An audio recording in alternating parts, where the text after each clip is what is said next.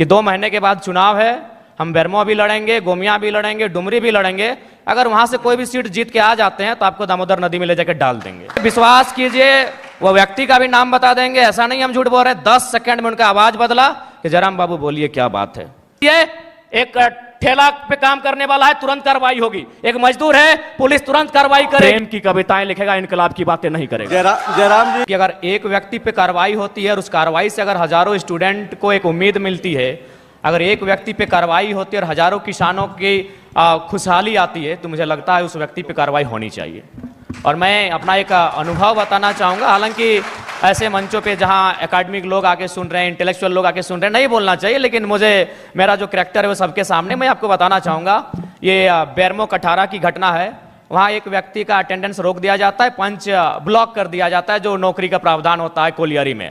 वो व्यक्ति हमारे पास आता है, आके हमें सुनाता है कि भैया ऐसा ऐसा बात है, मेरा कसूर इतना है कि झारखंडी है और हमें मतलब मेरा पंच को ब्लॉक कर दिया गया है, मेरे अटेंडेंस को रोक दिया गया है, तो कुछ उपाय किया जाए। तो हम उनको फ़ोन लगाते हैं, तो हमने परिचय दिया कि सर ऐसा क्यों करते हैं, गरीब आदमी है, बड़ी मुश्किल से रोजगार चलता है, तो इनको पुनः रख लिया जाए।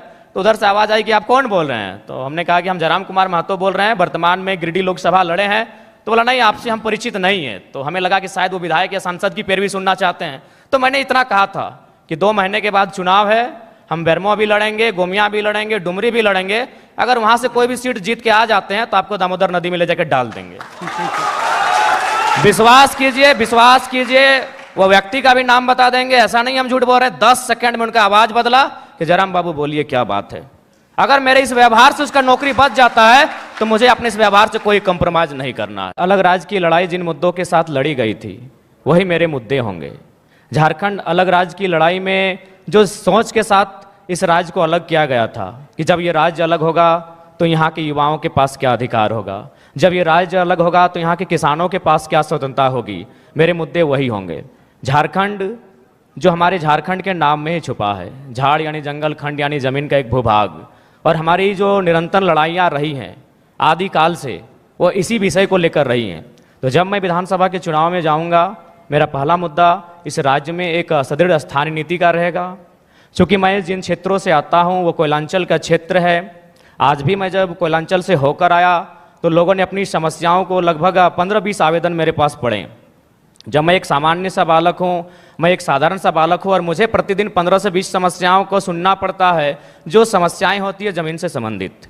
इसलिए मेरा मानना है कि ज़मीन संबंधित जो कानून जो आज हमारे राज्य में हैं भी, CNT, SPT, लेकिन जो लोग सरकार में बैठे हैं उनके मैनिफेस्टो में शामिल होने के बाद भी प्रभावी रूप से लागू ना हो पाना, प्रभावी रूप से उन विषयों पर चर्चा नहीं कर पाना, उनको संरक्षण ना दे पाना एक बहुत ही गंभीर विषय है।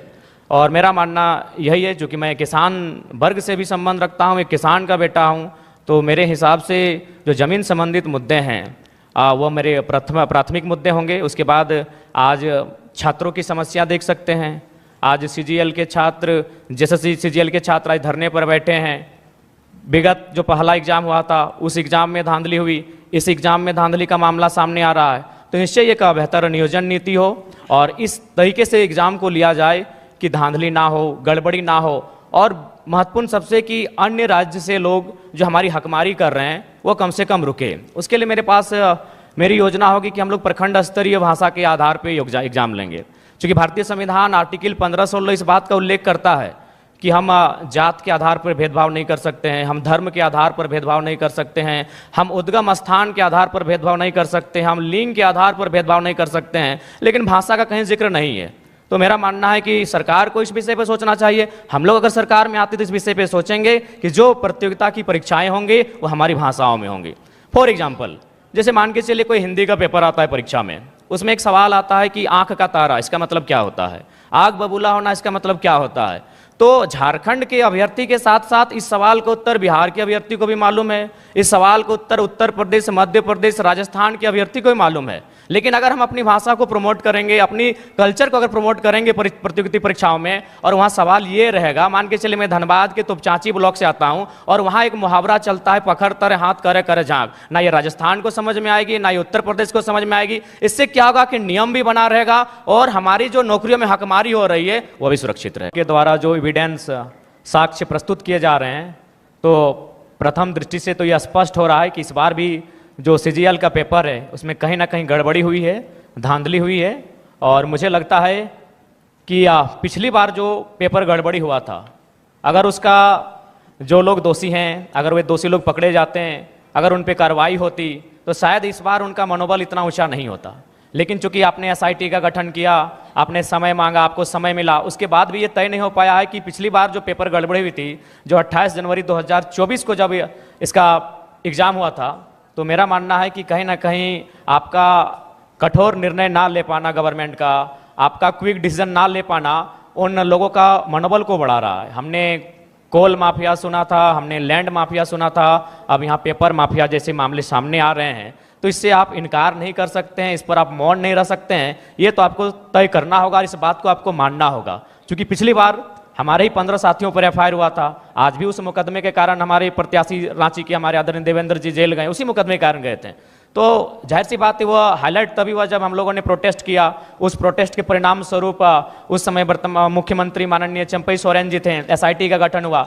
लेकिन आज परिणाम और निष्कर्ष आपके सामने क्या है? यानी आप लोग उन माफियाओं के मनोबल को बढ़ाने का कार्य आप स्वयं कर रहे हैं।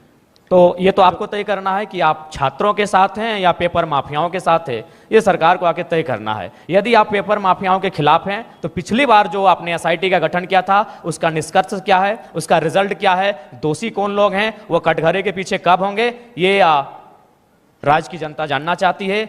सीजीएल जेएसएससी के तमाम 6 लाख अभ्यर्थी जानना चाहते हैं। बिल्कुल, सूर्या जी से यही सवाल रहेगा। आप सत्ता के में भी रहे, पिताजी ये की तरफ या इंडिया अलायंस की तरफ? हम लोग अकेले ठीक हैं सर। चुनाव के बाद भी? तो चुनाव के बाद क्यों, हम लोग जनता से हम लोग आशा और अपेक्षा रखें हैं कि हम लोग को अकेले इतनी ताकत दी जाए कि इस राज्य के लिए बेहतर और भला कर सकें। तो आप 81 सीट पर लड़ रहे हैं और चुनाव के बाद जो भी स्थिति हो आप कहीं नहीं जा रहे हैं? जी, हम लोग लगभग 70 सीटों से आवेदन मिला है, वहाँ तो लड़ना ही लड़ना है।